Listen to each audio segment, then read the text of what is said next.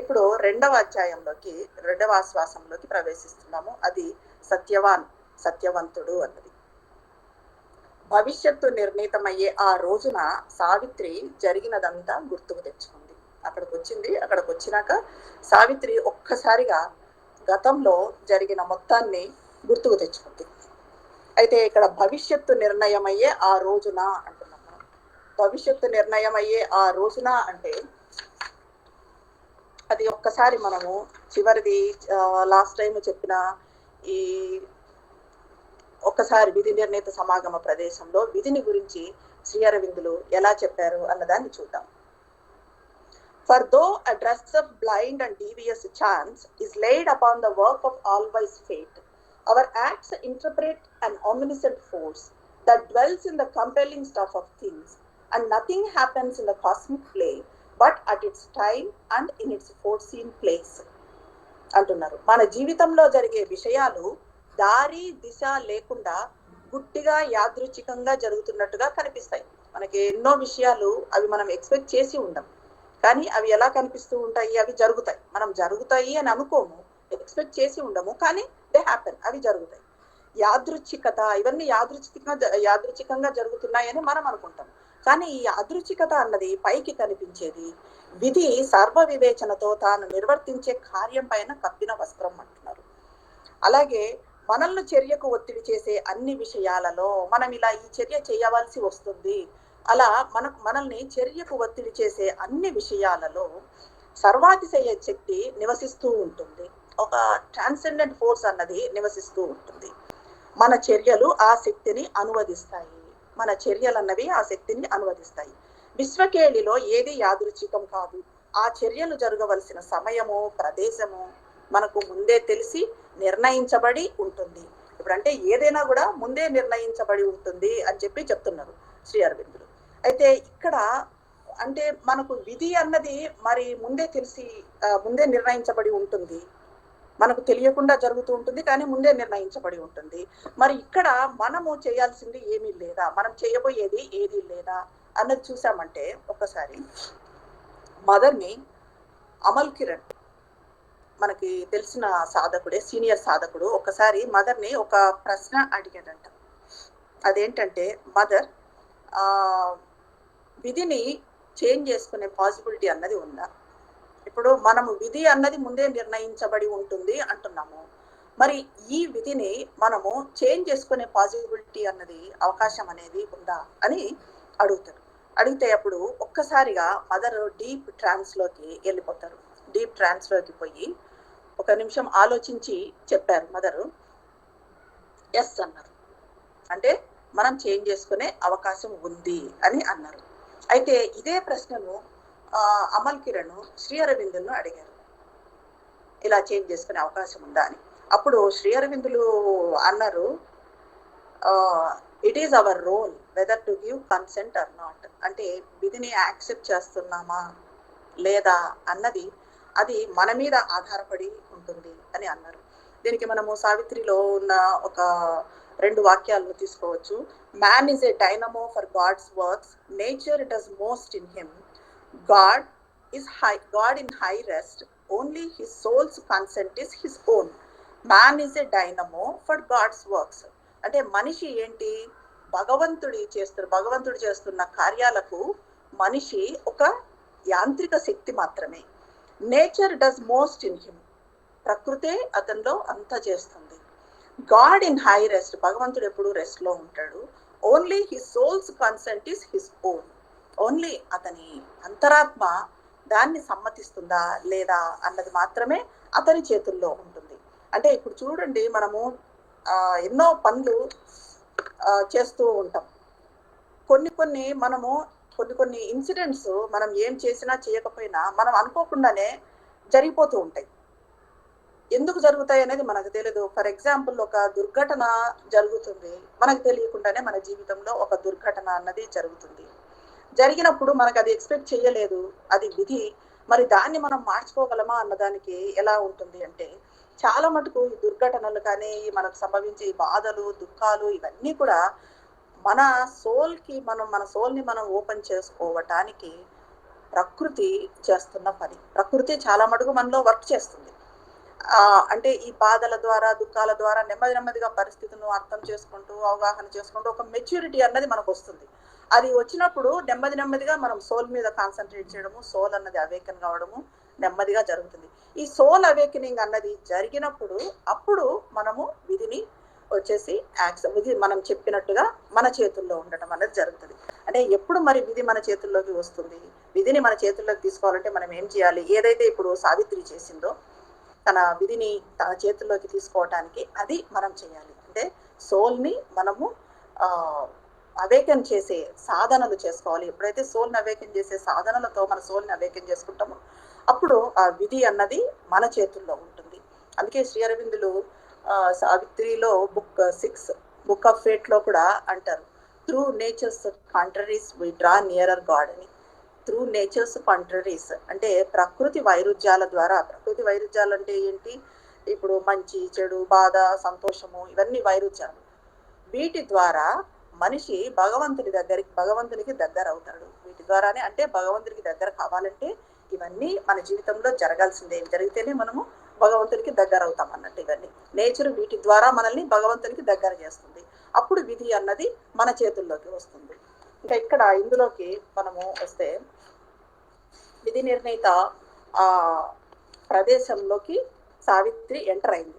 భవిష్యత్తు నిర్ణీతమయ్యే ఆ రోజున సావిత్రి జరిగినదంతా కూడా గుర్తుకు తెచ్చుకుంది. అంతా జరిగిందంతా గుర్తు వచ్చింది సావిత్రికి. ఒకసారి English చదువుదామండి. All she remembered on this day of fate, the road that hazarded not the solemn depths, but turned away to flee to human homes, the wilderness with its mighty monotone, the morning like a lustrous seed above, the passion of the summits lost in heaven, the titan murmur of the endless woods. All she remembered on this day of fate. జరిగినదంతా సావిత్రి ఒక్కసారిగా గుర్తుకు తెచ్చుకుంది. ఇది ఎక్కడ సావిత్రి సత్యవంతుని కలవబోతుంది? అరణ్య ప్రదేశంలో. ఎటువంటి అరణ్య ప్రదేశము? ప్రశాంతంగా ఉన్న అరణ్య ప్రదేశము. ప్రశాంతంగా ఉన్న అరణ్య ప్రదేశాల్లో మామూలుగా ఏం జరుగుతాయండి? మునులు, ఋషులు తపస్సులు చేసుకుంటారు, సమాధి స్థితిలో వెళ్ళిపోతారు. అదే పనిగా సన్యాసం తీసుకొని వెళ్ళిపోయి అరణ్యాల్లో కూర్చొని తపస్సులు చేసే వాళ్ళు కూడా ఉంటారు. దీనికోసము మామూలుగా అరణ్య ప్రదేశాలను ఎంపిక చేసుకుంటారు. అలాంటిది ఇక్కడ జరగబోయేది చూడండి. ఇక్కడ మనకి ఎలా అనిపిస్తుందంటే ఇదే భగవంతుని సెన్స్ ఆఫ్ హ్యూమర్ అంటారు చూడండి. అది ఒక్కసారి మనం కురుక్షేత్ర యుద్ధాన్ని కూడా గుర్తుకు తెచ్చుకుంటే అక్కడ గీతా బోధన ఎక్కడ జరిగింది? మనకు గీతా బోధన ఎక్కడో ఏ ఆశ్రమంలోనో జరగలేదు, ఏ అరణ్యంలోనో జరగలేదు, ఏ హిమాలయాల్లోనో జరగలేదు, లేకపోతే ఒంటరిగా కూర్చొని శ్రీకృష్ణ పరమాత్మ అర్జునునికి బోధించలేదు. ఎక్కడ జరిగింది గీతా బోధన అన్నది? కురుక్షేత్ర రణరంగంలో. మొత్తం అటు సైడు ఇటు సైడు అంతా సైన్యాలు అంతా ఉన్నప్పుడు ఆ మధ్యలో గీతా బోధన అన్నది జరిగింది. అలాగే ఇక్కడ కూడా ఈ అరణ్య ప్రదేశాలంటే మామూలుగా ప్రశాంతత కోసం దీళ్ళ కోసం వెళ్ళే అరణ్య ప్రదేశాలలో సావిత్రి సత్యవంతుణ్ణి కలవబోతుంది అన్నది ఇక్కడ మనం చూడాల్సింది. భవిష్యత్తు నిర్ణీతమయ్యే ఆ రోజున సావిత్రి జరిగిందంతా గుర్తుకు తెచ్చుకుంది. ఇంకా ఆమె కలవలేదు సత్యవంతుణ్ణి. ఆమె ఇప్పుడు గంభీర అరణ్యాలలోకి కాకుండా మానవులు నివసించే ప్రదేశాల వైపు మళ్ళింది. ఆమె ఇప్పుడు గంభీర అరణ్య ప్రదేశాల్లో కాకుండా మనుషులు నివసించే ప్రదేశాల్లోకి మళ్ళింది. ఇంకా ఇప్పుడు సావిత్రి ప్రేమ అన్నది ఏ రకంగా మరి ప్రయాణం చేసింది అన్నది కూడా మనం ఒకసారి చూడాలి. దాన్ని లాస్ట్ క్యాంటోలో మనకు చెప్తారు. ఎలా ప్రేమ అన్నది సావిత్రిని కలిసింది అన్నది. ఏ stranger on the sorrowful roads of time, immortal under the yoke of death and fate, a sacrificant of the bliss and pain of the spheres, love in the wilderness met Savitri అన్నారు. Love in the wilderness, ఈ హరిత అరణ్యంలో ప్రేమ సావిత్రిని కలవబోతుంది. కాబట్టి ఇప్పుడు సావిత్రి గంభీర అరణ్యాల్లోకి కాకుండా మానవులు నివసించే ప్రదేశాల వైపు మళ్ళీ కొంచెంగా అక్కడే అరణ్యాలైనా ఏకాంత అరణ్య ప్రదేశాలు కాకుండా అక్కడక్కడ ఏమైనా మనుషులు ఉంటారు కదా, అటువంటి ప్రదేశాల వైపు సావిత్రి మళ్ళింది. ఏకరీతిగా కనిపించే ఆ అరణ్యంలో ఒక ప్రకాశమాన ద్రష్టలాగా ఊర్ధ్వం నుండి వీక్షించే ఉషస్సు ఒకే రకంగా కనిపిస్తుంది ఆ అరణ్యం. అక్కడి నుంచి పైనుంచి ఊర్ధ్వం నుండి వీక్షించే ఉషస్సు అంట. ఉషస్సు అంటే అరుణోదయం, ఉషోదయం, సూర్యోదయం ఊర్ధ్వం నుండి ఒక ద్రష్టలాగా దీన్నంతా వీక్షిస్తూ ఉంది, చూస్తూ ఉంది. స్వర్గంలో తమను తాము పోగొట్టుకోవాలని చూసే ఎత్తైన పర్వత శిఖరాలు. స్వర్గంలో తమను తాను పోగొట్టుకోవాలనుకున్నాయంటే ఈ పర్వత శిఖరాల గురించి చాలా చోట్ల మనం చెప్పుకున్నాం. శ్రీ అరవిందులు ఎంత అద్భుతంగా పర్వత శిఖరాలను వర్ణించారు. అవి ఎత్తు ఎత్తు ఎత్తు ఎత్తు పెరుగుతూ ఎక్కడి దాకా ఎత్తున్నాయంటే స్వర్గాన్ని మేము పట్టుకుంటామా అన్నంత ఎత్తుగా ఉన్నాయన్నమాట. స్వర్గంలో తమను తాము పోగొట్టుకోవాలని ఉన్నాయంట పర్వత శిఖరాలు. అవి అనంతంగా కనిపించే అరణ్యాల గొడుగుళ్ళు, ఇవన్నీ ఆమె గుర్తొచ్చాయి. ఒక్కసారిగా ఆమె అంతవరకు ప్రయాణం చేసిన ఆ ప్రదేశాలన్నీ కూడా పర్వత శిఖరాలు. ఇది మనం లాస్ట్ క్యాంటోలో చూసాం. భుజం భుజం కలిపి సిపాయిల్లా ఉన్న పర్వత శిఖరాలు అని చెప్పి, అవి ఈ అరణ్యాలు ఇవన్నీ కూడా సావిత్రికి గుర్తొచ్చాయి. సంతోషానికి ద్వారం ఉన్నట్టుగా ఒక తెలియని ప్రపంచ సరిహద్దుల్లో స్వరరహిత సూచన, మాంత్రిక సంకేతము కనిపించింది. సంతోషానికి ద్వారం ఉన్నట్టుగా అక్కడ కనిపించింది అంట. As if a wicket gate to joy were there. As if a wicket gate to joy were there, ringed in with voiceless hint and magic sign. Upon the margin of an unknown world, reclined the curve of a sun-held recess. Groves with strange flowers like eyes of gazing nymphs peered from their secrecy into open space. Idantha kuda varnana. Boughs whispering to a constancy of light, sheltered a dim screened felicity, and slowly a supine inconstant breeze ran like a fleeting sigh of happiness over slumberous grasses spranked with green and gold. అంటున్నారు. సంతోషానికి ద్వారం ఉన్నట్టుగా ఒక తెలియని ప్రపంచ సరిహద్దులో స్వరరహిత సూచన, స్వరం లేకుండా, శబ్దం లేకుండా ఉన్న సూచన, మాంత్రిక సంకేతము, ఒక మిస్టిక్ సైన్, ఒక మార్మిక సంకేతము అక్కడ కనిపించింది. అంటే తెలియకుండా ఇక్కడ ఏదో జరగబోతుంది, మార్మిక సంకేతం, ఏదో దానికి వాయిస్ లేదు కానీ నేను ఇట్లా కలవబోతున్నాను, నా సహచరుని నేను కలవబోతున్నాను అన్నట్టుగా ఒక సంకేతం ఉన్నది అనిపించింది నాకు. తదేకంగా చూస్తున్న అప్సరసల నేత్రాల్లో పొంగొత్త విరులతో ఉన్న లతలు, తదేకంగా చూస్తున్న అప్సరస నేత్రాల్లో ఉన్నాయంట లతలు. తమ రహస్య గోపనం నుండి తొంగి చూస్తున్నాయి. తమ రహస్యం నుండి ఏదో జరగబోతుంది, ప్రకృతి మొత్తము ఏదో జరగబోతుంది అన్నట్టుగా మేల్కొని చూస్తూ ఉంది. తమ నీడతో ఆశ్రయ సౌకర్యాన్ని ఇచ్చే వృక్ష శాఖలు సూర్యకాంతితో గుసగుసలాడుతున్నాయి. వృక్షాలు, వృక్ష శాఖలు ఎలా ఉన్నాయి? పైనేమో సూర్యకాంతితో గుసగుసలాడుతున్నాయి, కింద ఆ వృక్ష శాఖల కింద నీడనిస్తున్నాయి. అంటే ఆశ్రయాన్ని ఇచ్చే సౌకర్యాన్ని ఇస్తున్నాయి. పైన సూర్యకాంతితో గుసగుసలాడుతున్నాయి. వేగంగా కదిలిపోయే సంతోషంలా మత్తు గాలులు, ఆ మత్తుగా గాలులు కూడా వేగంగా సంతోషంగా కలిసి ఎలా పోతూ ఉన్నాయి, సాగిపోతూ ఉన్నాయి. అవి ఎక్కడ సాగిపోతున్నాయి అంటే బంగారు గడ్డి మీద, ఆ బంగారు హరిత వర్ణం కలిసిన ఆ గడ్డి మీద, ఆ గడ్డి తల లూపుతూ ఉంది, దాని మీద అట్లా గాలి సాగిపోతూ ఉంది. ఆ ఏకాంతారణ్య హృదయంలో వృక్ష దళాల మధ్యన వన్య ప్రాణుల పిలుపులు దాగి ఉన్నాయి. అది ఏకాంతమైన అరణ్యము, నిశ్శబ్దంగా ఉంది అనుకుంటాం, కానీ అక్కడున్న వన్య ప్రాణుల పిలుపులు అందులో దాగి ఉన్నాయి. Hidden in the forest bosom of loneliness, amid the leaves the inmate voices called, sweet like desires, enamored and unseen, cry answering to low insist cry. Behind slept emerald dumb remoteness, haunt of a nature passionate, veiled, denied to all, but her own vision lost and wild. Earth in this beautiful refuge, free from cares, murmured to the soul a song of strength and peace. ఎంత అద్భుతంగా ఉంది. ఆ ఏకాంతారణ్య హృదయంలో వృక్ష దళాల మధ్యన వన్యప్రాణుల పిలుపులు దాగి ఉన్నాయి. వన్యప్రాణుల పిలుపులు, ఏకాంతారణ్యం కాదు, అది నిశ్శబ్దమైన అరణ్యం కాదు, అలా కనిపిస్తూ ఉన్న అందులో వన్యప్రాణుల పిలుపులు దాగి ఉన్నాయి. ఇవన్నీ కూడా కనిపించకుండా ఎలా దాగి ఉన్నాయంటే కనిపించడం లేదు, కానీ ఆకర్షించే కోరికల్లా ఎలా ఉన్నాయంటే కనిపించకుండా ఆకర్షించే కోరికల్లో ఒక కోరికను కనిపించడం లేదు కానీ మనల్ని ఆకర్షిస్తుంది. అలాగా అవి ప్రతి చిన్న పిలుపుకు ప్రతిస్పందిస్తూ ఉన్నాయి. మూగగా నిద్రిస్తున్న హరిత ఏకాంతాన్ని ప్రకృతి తీవ్ర వాంఛ వెంటాడుతూ ఉంది. ఇక్కడంతా ఏముంది అంటే ప్రకృతి తీవ్ర వాంఛ ఉంది. ఆ వాంఛ అన్నది ఆ మూగతనాన్ని వెంటాడుతూ ఉంది. ఇది ముసుగులో ఉంది. ఈ ప్రకృతి తీవ్ర వాంఛ మరి మనకు కనిపిస్తుందా అంటే, మనం ఎప్పుడైతే లాస్ట్ 4th book లో చెప్పుకున్నట్టుగా అంతర శ్రవణేంద్రియం మనలో తెరుచుకున్నప్పుడు, అప్పుడు ఇవన్నీ కూడా ఈ ప్రకృతిలో జరిగేవన్నీ కూడా మనకు అర్థమవుతాయి. ఇది ముసుగులో ఉంది. కాబట్టి అది అందరికీ కనిపించదు. అందమైన ఈ ఆశ్రయంలో సమస్త చింతల నుండి విముక్తమైన పృథ్వీ శాంతి శక్తి యొక్క గానాన్ని అంతరాత్మకు వినిపిస్తుంది. ఇక్కడ ఈ ప్రకృతిలో, ఈ మహిమాన్వితమైన ప్రకృతి ఉన్న ఈ అరణ్యంలో ఇక్కడ ఈ భూమి ఎలా ఉంటుంది అంటే భూమి విముక్తమై ఉంటుంది. అన్ని బంధాల నుంచి, ఆ బాధ, సంతోషము, ఇలాంటివన్నీ పరవశ ఇవన్నిటి నుంచి విముక్తమైన పృథ్వీ అక్కడ ఉంటుంది. ఇది మనకు ముందు లాస్ట్ బుక్లో 4th బుక్లో కూడా శ్రీ అరవిందులు అద్భుతంగా చెప్తారు. అంటే భూమి ప్రకృతి ఎంతో ఇదిగా ఉన్నప్పుడు భూమి ఎంత ఆనందంగా, పృథ్వీమాత ఎంత ఆనందంగా ఉంటుంది ప్రకృతితో ఉన్నప్పుడు. అదే ప్రకృతి లేనప్పుడు పృథ్వీమాత ఎంత బాధగా ఉంటుంది. అందుకే ఇప్పుడు మనము అడవుల్లోకి మంచి హిల్ స్టేషన్స్కి వెళ్ళినప్పుడు అక్కడ భూమాత ఆనందంగా ఉంటుంది కాబట్టి మనం కూడా ఆనందంగా ఫీల్ అవుతాం. వేరే ఇక్కడికి వచ్చినప్పుడు ఇక్కడ భూమాత దుఃఖిస్తూ ఉంది. మనుషులు చేసే ఈ అరాచకాలతో, వీటితో, ఇక్కడ జరిగే దీంతో.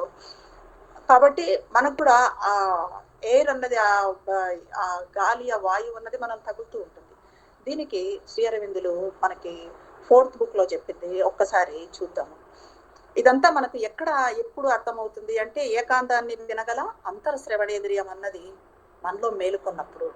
అక్కడ సూర్యస్పర్శతో సమాధి స్థితిలో ఉన్న పృథ్వీ అరణ్యంలో అస్పష్ట మధుర స్వరంతో తన ఆకాంక్షను ఊర్ధ్వం వైపు పయనింపజేస్తుంది అంట. పృథ్వీమాతకు ఒక ఆకాంక్ష ఉంది. ఏం ఆకాంక్ష ఉంది? ఇది శ్రీ అరవిందులు చాలా చోట్ల మనం చెప్తారు. ఎటువంటి ఆకాంక్ష, ఏం ఆకాంక్ష పృథ్వీమాతకు ఉందంటే స్వర్గంతో కలవాలి, స్వర్గాన్ని వివాహం చేసుకోవాలంటే తాను స్వర్గం కావాలి అన్న ఆకాంక్ష ఉంది. మరైతే ఈ ఆకాంక్ష ఎక్కడ బయట మనకు వెల్లడవుతుంది అంటే కరెక్ట్గా అది ఈ ప్రకృతి ఎక్కడైతే ఉంటుందో అక్కడ ఈ పృథ్వీమాత తన ఆకాంక్షను ఊర్ధ్వం వైపు పయనింపచేస్తుంది. అలాగే ఇక్కడ ఈ అరణ్య ప్రదేశాల్లో ప్రకృతి మాత తనకు ప్రభువైన పరమాత్మ చూపులో ఆనందాన్ని పొందుతుంది. భూమాత హృదయమైన ఈ ప్రాంతంలో అన్నారు. భూమాత హృదయం అన్నది ప్రతి ఒక్కరికి ఎంతో ముఖ్యమైనది. మనకు కూడా ఇప్పుడు మనం ఏ సాధనలు చేయాలన్నా కూడా హృదయ స్థానం నుంచి స్టార్ట్ కావాలి. అలాంటిది ఇప్పుడు భూమాతకు మళ్ళీ హృదయం ఎక్కడ అంటే ప్రకృతి ఎక్కడుందో అక్కడ భూమాత హృదయం. అలాగా భూమాత హృదయమైన ఈ ప్రాంతంలో ప్రభువుకు దగ్గరైన అనుభూతికి భూమాత లోనవుతుంది అని మనకి లాస్ట్ బుక్లో 4th బుక్లో చెప్తారు. అలాగే ఇక్కడ కూడా లాస్ట్ క్యాంటోలో కూడా 1st క్యాంటోలో అంటారు, దీని అంతటికీ వెనుక ప్రకృతి మహిమాన్విత నిశ్శబ్దం వ్యాపించి ఉంది. పశుపక్షాదుల అరుపుల చేత భంగపడని ఆదిమ ప్రశాంతత నెలకొని ఉంది. అక్కడి విషయాలు అచేతనలో సంతోషంగా ఉన్నాయి. వాటి మీద హస్తాన్ని ఉంచే యోచనాత్మక శిల్పి అయిన మానవుడు ఇంకా అక్కడకు రాలేదు. అంటే ఇక్కడంతా ప్రకృతి మహిమాన్విత నిశ్శబ్దం వ్యాపించి ఉంది అన్నారు. ఇదంతా కూడా ప్రకృతి ఉన్నప్పుడు భూమి ఎంత సంతోషంగా ఉంటుంది. ప్రకృతితో ఉన్నప్పుడు తన హృదయమైన ప్రకృతి వికసించుకున్నప్పుడు అప్పుడు భూమాత ఎంత సంతోషంగా ఉంటుంది, ఎలా తన ఆకాంక్షను ఊర్ధ్వం వైపుగా పయనింపజేస్తుంది అన్నది చెప్తున్నారు. అలాగా ఇక్కడ సమస్త చింతల నుండి విముక్తమైందంట పృథ్వీ. ఎందుకంటే అక్కడంతా ఇది ఆమెకి ఏ బంధాలు లేవు కాబట్టి పృథ్వీమాత స్వేచ్ఛగా ఉంది. అక్కడ శాంతి శక్తి యొక్క గానాన్ని అంతరాత్మకు వినిపిస్తుంది. అక్కడ మనము అంతరాత్మ గానాన్ని వినగలుగుతాము. ఆ ప్రదేశంలో మానవులు సంచరించినట్టుగా ఉన్న ఒక సంకేతం అక్కడ సావిత్రికి కనిపించింది. అక్కడ ఇప్పుడు సావిత్రి ఏం చేసింది, ఏకాంత అరణ్యాల్లోకి మాత్రమే కాకుండా కొంచెం మనుషులు ఎక్కడన్నా తిరుగుతున్న ప్రదేశం ఉందా అన్నట్టుగా ఆ ప్రదేశం వైపు మళ్ళింది. అక్కడ ఒక సంకేతం సావిత్రికి కనిపించింది. అంటే ఇక్కడ మనుషులు ఉన్నారు అని, పీపుల్ ఆర్ లివింగ్ అని. ఈ విస్తార రహస్య జీవిత హృదిలో మహత్తర స్వప్న ఏకాంతానికి దారి తీసే ఇరుకైన మార్గం, అక్కడ ఒక ఇరుకైన మార్గం ఉంది. ఈ మార్గాన్ని సావిత్రి చేరుకుంది. ఇక్కడే ఈ అనిర్దిష్ట పృథ్వీ మీద ఇంతవరకు ఎవరి కొరకు సావిత్రి హృదయం అన్వేషించిందో, ఇంతవరకు ఎవరి కోసం సావిత్రి హృదయం అన్వేషిస్తూ వచ్చిందో, అన్ని తిరుగుతూ వచ్చిందో, అక్కడిని ఆ శక్తిని, ఆ వ్యక్తిని సావిత్రి కలవబోయేది ఇక్కడే. సావిత్రి సత్యవంతుల ప్రథమ సమాగమ స్థలం ఇదే. ఇక్కడే సావిత్రి సత్యవంతుని కలవబోతుంది. As might a soul on nature's background limned. ఇక్కడ సత్యవంతుడు ఎలా కనిపించాడు సావిత్రికి అన్నదాన్ని శ్రీ అరవిందులు అద్భుతంగా వివరిస్తారు. అది ఒకసారి చూద్దాము.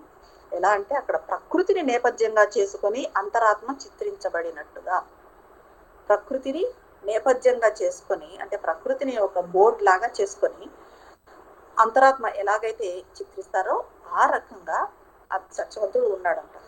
As might a soul on nature's background limned, stand out for a moment in a house of dream, created by the ardent breath of life, so he appeared against the forest verge, inset twixt green relief and golden ray, as if a weapon of the living light, erect and lofty like a spear of God, his figure led the splendor of the morn.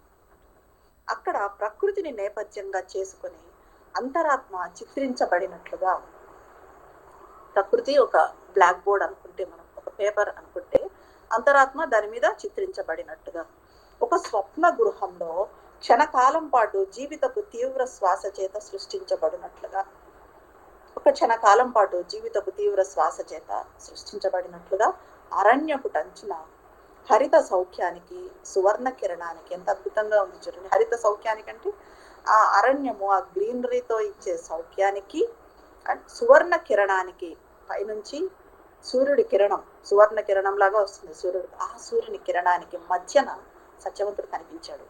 ఎలా ఉన్నాడు సత్యవంతుడు? Erect and lofty like a spear of God అంటారు. భగవంతుని శరంలా, ఒక సజీవ అస్త్రంలా, భగవంతుని శరంలా, భగవంతుడి బాణంలా, భగవంతుని శరంలా నిటారుగా నిలబడి ఉన్న అతని రూపము, అలా నిటారుగా నిలబడి ఉన్నాడు ఒక శరంలాగా సత్యవంతుడు. అతని రూపం ఏం చేసిందంటే ఉషస్సు వైభవాన్ని శ్రేష్టం చేసింది. ఉషస్సు ఎంతో అందంగా వైభవపేతంగా ఉంది, దాన్ని ఇంకా శ్రేష్టం చేసింది, ఇంకా ఎక్కువ చేసింది. అక్కడ సత్యవంతుడు కనిపించినప్పుడు ఒక్కసారిగా అంత నిటారుగా, అంత అందంగా ఉన్న సత్యవంతుడు కనిపిస్తూనే ఉషస్సు ఇంకా ఎక్కువ అందంగా, ఇంకా ఎక్కువ అద్భుతంగా, ఇంకా ఎక్కువ వైభవపేతంగా కనిపించిందంట. ఇంకా అతని వదనం అన్నది ఎలా ఉంది అంటే విజ్ఞాన ఫలకంలా ఉంది. ఒకసారి చదువు. Noble and clear as the broad peaceful heavens, a tablet of young wisdom was his brow. Freedom's imperious beauty curved his limbs. The joy of life was on his open face. His look was a white daybreak of the gods. His head was a youthful rishi's touched with light. His body was a lover's and a king's. In the magnificent drawing of his force, built like a moving stature of delight, he illumined the border of the forest page. Noble and clear as the broad peaceful heavens. ఎలా ఉంది అతని వదనము? ఒక విజ్ఞాన ఫలకం లాగా ఉంది.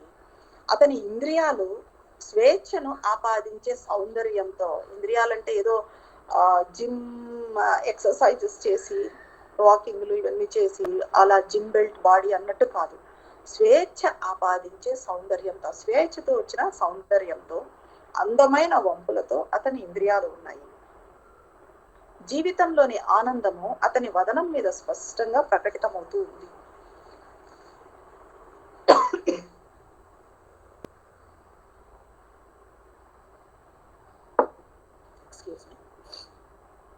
జీవితంలోని ఆనందము అతని వదనం మీద స్పష్టంగా కనిపిస్తూ ఉంది. అతని చూపు ఎలా ఉంది? దేవుళ్ళ విశాల అరుణోదయం, ఒక ప్రేమికుడి ఆకర్షణ, ఒక ప్రభువు రాజసం అంట. ఒక ప్రేమికుడి ఆకర్షణ ఉంది, అలాగే ఆకర్షణ నుండి ఎలా ఉన్నాడు, ఎంత రాజసంతో ఉన్నాడు, ఒక ప్రభువు రాజసం ఉందంట. His body was a lovers and Kings, ఒక లవర్ లాగా ఉంది, ఒక కింగ్ లాగా ఉంది. అతని దేహం ఆధ్యాత్మిక కాంతి స్పర్శతో ప్రకాశించే యువ ఋషి అతడు. ఆధ్యాత్మిక కాంతి అతనిలో ఇలా వెలుగుతూ ఉంది, ప్రకాశిస్తూ ఉంది. అటువంటి యువ ఋషి అతను. తన శక్తి తేజంతో కదులుతున్న ఆనంద విగ్రహంలా అరణ్యపు సరిహద్దును ప్రకాశితం చేస్తున్నాడు. ఉషస్సు ఒక రకంగా ప్రకాశితం చేస్తూ ఉంటే, ఈయన సత్యవంతుడు ఇంకా అంతకన్నా ఎక్కువగా ఆ అరణ్యపు సరిహద్దును ప్రకాశితం చేస్తూ ఉన్నాడు. మనిషి అజ్ఞానంగా శ్రమిస్తూ కాలాల తరబడి కొనసాగిస్తున్న భారమైన నాటకాన్ని త్యజించి ప్రతికూల విధి కారణంగా విశ్వమాతను ఆ అరణ్యంలో కలవటానికి సత్యవంతుడు వచ్చాడు. మరి సత్యవంతుడు ఎందుకున్నాడు అరణ్యంలో? ఎందుకు అక్కడ నిలబడి ఉన్నాడు? అసలు సత్యవంతుడు ఎందుకున్నాడు అరణ్యంలో? ఇది మనకు తెలిసిందే. సత్యవంతుని తండ్రి జుమత్సేనుడు రాజ్యాన్ని, దృష్టిని, సమస్త సంపదను కోల్పోయిన కారణంగా సత్యవంతుని చిన్న వయసులోనే వచ్చి అడవుల్లోకి వచ్చి అడవిలో స్థిరపడతాడు. కాబట్టి సత్యవంతుడు ఎలా పెరిగాడు? ఆ అడవుల్లోనే ప్రకృతితోనే పెరిగాడు. ప్రకృతి ముద్దుబిడ్డగా, విశ్వమాత ముద్దుబిడ్డగా పెరిగాడు సత్యవంతుడు. ఎందుకు ఈ ప్రతికూల విధి అన్నది సత్యవంతుడికి? ఏది ప్రతికూల విధి అంటే తన తండ్రి రాజ్యాన్ని పోగొట్టుకోవడము, తను అక్కడికి రావటము అన్నది ఒక ప్రతికూల విధి. ఈ విధి కారణంగా సత్యవంతుడు మరి అక్కడికి వచ్చాడు. ఆమెతో దివ్యానుబంధం ఏర్పరచుకున్నాడు. ఎవరితో? ప్రకృతి మాతనే తన తల్లిగా చేసుకున్నాడు. ప్రకృతి మాత బిడ్డే అతను. అలాగే ప్రకృతి మాతతో దివ్య అనుబంధాన్ని ఏర్పరచుకున్నాడు. సౌందర్యము ఏకాంతాల చేత పోషించబడిన బిడ్డగా పెరిగాడు. అక్కడ ఏకాంతం, ఈ మనుషుల రొదరొద ఇదంతా ఏమీ ఉండదు. అటువంటి ఏకాంతము ఎక్కడ చూసినా సౌందర్యం కనిపిస్తూ ఉంటుంది. పక్షులు కానీ, అక్కడ చెట్లు కానీ, ఆ పర్వతాలు, నదులు, ఇదంతా కూడా వాటి బిడ్డగా పెరిగాడు. శతాబ్దాల ఒంటరి విజ్ఞానానికి వారసుడు. శతాబ్దాల నుంచి ఏదైతే ఉందో విజ్ఞానం, ఒంటరి విజ్ఞానము, ఆ విజ్ఞానానికి వారసుడు. అంటే అతడు ఏమీ చదువుకోకపోయినా కూడా ఆ ప్రకృతితోనే అన్ని, ప్రకృతినే ఎలా గురువుగా చేసుకొని ప్రకృతి మూలంగానే ప్రకృతితోనే అన్ని నేర్చుకున్నాడు, అన్ని తెలుసుకున్నాడు. కాబట్టి ఆ ప్రకృతి, ఆ విజ్ఞానానికి, ప్రకృతి ఇచ్చే ఆ విజ్ఞానానికి సత్యవంతుడు వారసుడు. గగనానికి సూర్య తేజానికి సోదరుడు. ఆకాశానికి సూర్య తేజానికి సోదరుడు. లోతులతో సరిహద్దులతో సంభాషించే సంచారి. సరిహద్దులతోనూ లోతులతోనూ సంభాషించే సంచారి. ఎవరు వ్రాయని గ్రంథాన్ని చదువుకున్న వేద విజ్ఞాని. అంటే ఇప్పుడు వేద విజ్ఞాని, వేదాలన్నింటినీ తెలిసినవాడు. వేదాలంటే మనం ఇప్పుడు ఏదో వేదాలను పుస్తకాల్లో చదివి దాన్ని అధ్యయనం చేసి దాన్ని పదే పదే రిపీట్ చేసి ఆ రకంగా నేర్చుకున్న వేద విజ్ఞానం కాదు అతనిది. ప్రకృతితోనే ఆ విజ్ఞానం, వేద విజ్ఞానం అన్నది అతనితో సహజంగానే వచ్చేసింది. ఆ ప్రకృతితో మమేకమై తిరగడంతో, ఆ ప్రకృతి చేసిన బోధనతోనే అతను వేద విజ్ఞానాన్ని సంపాదించుకున్నాడు. మనకు సింథసిస్ ఆఫ్ యోగా చూస్తే, సింథసిస్ ఆఫ్ యోగాలో శ్రీ అరవిందులు చెప్తారు, వేదం అన్నది, వేద విజ్ఞానం అన్నది ప్రతి ఒక్కరి హృదయంలో తామర మొగ్గలాగా ముడుచుకొని ఉంటుంది అంటారు. The supreme shastra of the integral yoga is the eternal Veda, secret in the heart of every thinking and living being. ప్రతి ఒక్కరి హృదయంలో ఈ వేదం అన్నది, వేద విజ్ఞానం అన్నది తామర మొగ్గలాగా ముడుచుకొని ఉంటుంది. The lotus of the eternal knowledge and the eternal perfection is a bud closed and folded up within us. మనందరిలో ఉంది ఈ వేద విజ్ఞానం అన్నది. ఒక సత్యవంతుల్లోనేనా మరి అంటే మనందరి హృదయాల్లో ఉంది. కానీ ఎలా ఉంది మన హృదయాల్లో? తామర మొగ్గలాగా ముడుచుకొని ఉంది. మరి ఎప్పుడు ఆ మొగ్గ విప్పుకుంటుంది, ఎప్పుడు అది విచ్చుకుంటుంది అని అంటే, ఎప్పుడైతే మనిషి బంధాల నుంచి నెమ్మదిగా బంధాలను తగ్గించుకుంటూ బంధాల నుంచి విముక్తం చెందుతూ వస్తాడో, అప్పుడు ఎప్పుడైతే జ్ఞానం పెంచుకుంటూ ఆత్మతో తన సాహచర్యాన్ని పెంచుకుంటూ వస్తాడో, అప్పుడు నెమ్మదిగా రెక్కలుగా అది తామర మొగ్గ అన్నది విచ్చుకుంటుంది అంటారు శ్రీ అరవిందుల సింథసిస్ ఆఫ్ యోగాలో. అలాగే ఇక్కడ అతను ఎవరు వ్రాయని గ్రంథాన్ని చదువుకున్న వేద విజ్ఞాని. ఈ వేదం, ఈ విజ్ఞానం అన్నది, వేద విజ్ఞానం అన్నది తెలుసుకోవటానికి ఇక్కడ ఏమంటే మనం గ్రంథాలు చదవాల్సిన అవసరమే లేదు అన్నది. దీనికి మన సీనియర్ సాధకులు మధుసూదన్ రెడ్డి గారి లైఫ్లో జరిగిన ఒక ఇన్సిడెంట్ గురించి కోట్ చేసుకోవచ్చు మనం. మధుసూదన్ రెడ్డి గారి గురించి అందరికీ తెలిసిందే. ఆయన దగ్గరికి ఒక అతను లైఫ్ డివైన్ తీసుకొని వచ్చాడంట. వచ్చి నాకు లైఫ్ డివైన్ని ఎక్స్ప్లెయిన్ చేయండి కొంచెము అని.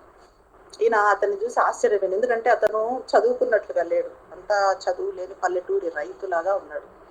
మనకు మామూలుగా శ్రీ అరవిందుల్లో అర్థం చేసుకోవడం, మదర్ని అర్థం చేసుకోవడమే చాలా కష్టం. అలాంటిది లైఫ్ డివైన్ అర్థం చేసుకోవడం అంటే, ఇతనేంటి లైఫ్ డివైన్ పుస్తకం తీసుకొచ్చి చెప్పమంటున్నాడు, ఇది ఏముంది ఇందులో అని చెప్పమంటున్నాడు. ఇతనికి ఏమర్థం అవుతుంది, ఏమర్థం అవుతుంది దీంట్లో, ఏం బుక్ అనుకున్నాము అని అన్నాడు. అంటే నాకు తెలీదు అన్నది, ఏ బుక్ ఏంటి, ఈ బుక్ ఏంటో కూడా దీని పేరు తెలియదు, దీన్ని ఎవరు రాశారు, దీని షాప్లో కానీ దీన్ని నేను అట్లా పోతూ షాప్ లో చూసాను. దీన్ని చూస్తుంటే దీని నుంచి ఒక బ్లూ లైట్ పాస్ అవుతుంది, ఒకటే మెరుస్తుంది బ్లూ లైట్. దాంతో నేను అట్రాక్ట్ అయ్యి ఆ బుక్ కొన్నాను. ఆ బుక్ లో పేజెస్ ఇట్లా తిప్పుతూ ఉంటే చూస్తుంటే అందులోంచి బ్లూ కాంతి, నీలి కాంతి కనిపిస్తూ ఉంది. నాకు లెటర్స్ కనిపించడం లేదు, నీలి కాంతి కనిపిస్తుంది. సరే దీంట్లో ఏముంది అని తెలుసుకుందామని అడిగితే మీ గురించి చెప్పారు, మిమ్మల్ని కలవమని చెప్పారు, అందుకని మీ దగ్గరకు వచ్చాను అన్నాడు. అంటే ఇంకా ఆయన మధుసూదన్ రెడ్డి ఒకసారి చేతులు జోడించి నమస్కారం చేసుకొని, ఇంకా నీకు నేను చెప్పాల్సింది ఏమీ లేదు అని అన్నానంట. అలాగే ఆదిశంకరాచార్యులకు కూడా ఇలాంటి సంఘటన ఒకటి జరిగింది. ఆదిశంకరాచార్యుల దగ్గరికి ఒక వ్యక్తి భగవద్గీతను తీసుకొని వచ్చాడు. భగవద్గీతను తీసుకొని వచ్చి ఇందులో ఏముందో చెప్పమన్నాడు.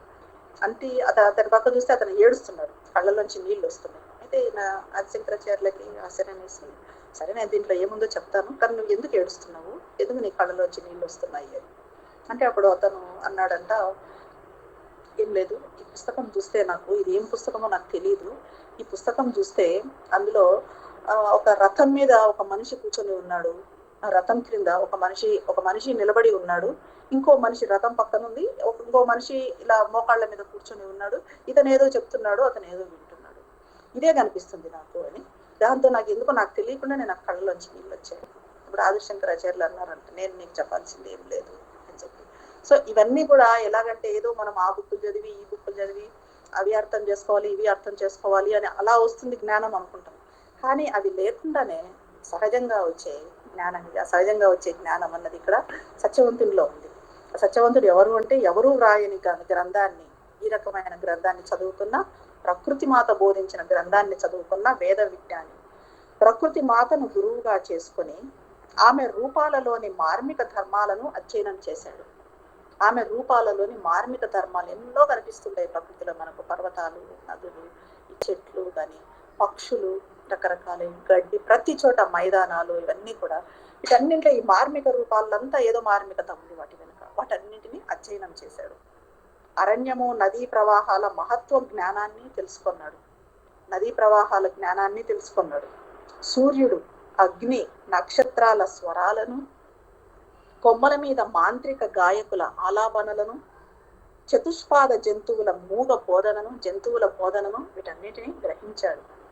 వర్షంతో ప్రేరేపితమయ్యే కుసుమంలా ప్రకృతి మాత ప్రభావానికి లోబడ్డాడు. వర్షంతో ఎలాగైతే ఆనందిస్తుందో ఒక కుసుమం అన్నది, అలాగా ప్రకృతి మాత ప్రభావానికి పూర్తిగా లోనయ్యాడు. విరులు తరులు పెరిగినంత సహజంగా ప్రకృతి మాత స్పర్శలతో విశాలంగా వృద్ధి చెందాడు.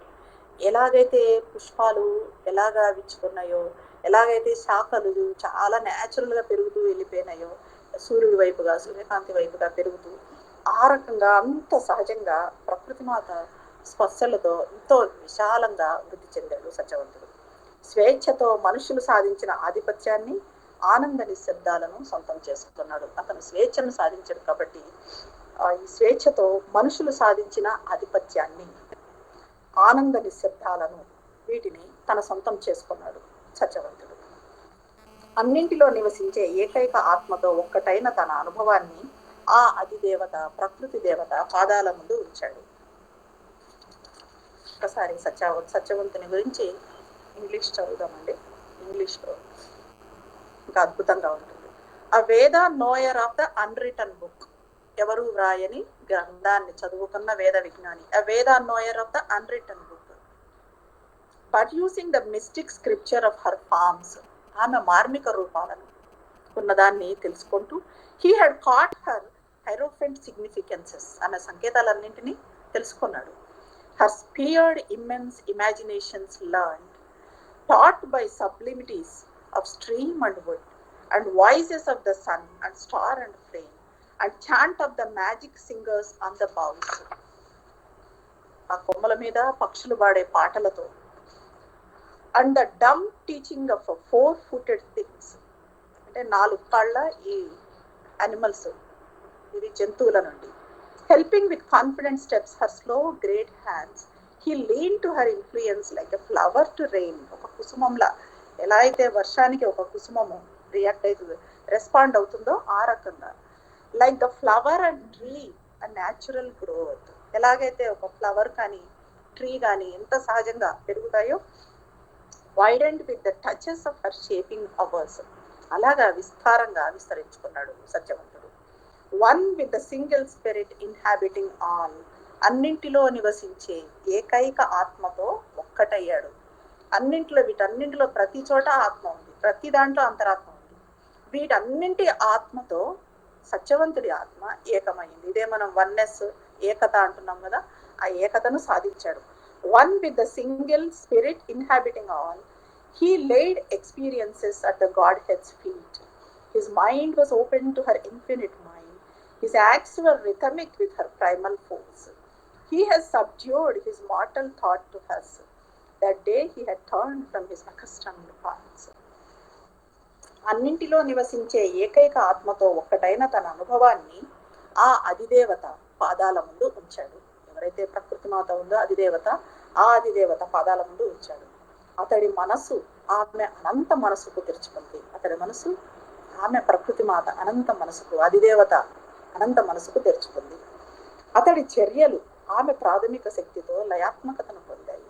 అతడు చేసే పనులు ఆమె శక్తితో లయాత్మకతను, లయగా ఎలాగైతే అంటే ఆ చర్యలు ఆమె ప్రకారంగా, ఆమె శక్తి ప్రకారంగా జరిగిపోతూ ఉన్నాయి. ఇప్పుడు చర్యలు లయాత్మకంగా జరగటం అంటే అవి ఆటోమేటిక్గా మన స్పిరిట్ డెవలప్మెంట్తో ఆటోమేటిక్గా మనకు వస్తుంది. మన నడక కానీ, మనం చేస్తున్న పనులు కానీ ఒక లయాత్మకంగా ఎప్పుడు జరుగుతాయి? ఎప్పుడైతే మనలో ఆ స్పిరిట్ పవర్ అన్నది పెంచుకుంటూ వచ్చే కొద్దీ మనకు తెలియకుండానే అలా జరిగిపోతాయి. అలాగా అతని చర్యలు ఆమె ప్రాథమిక శక్తితో లయాత్మకతను పొందాయి.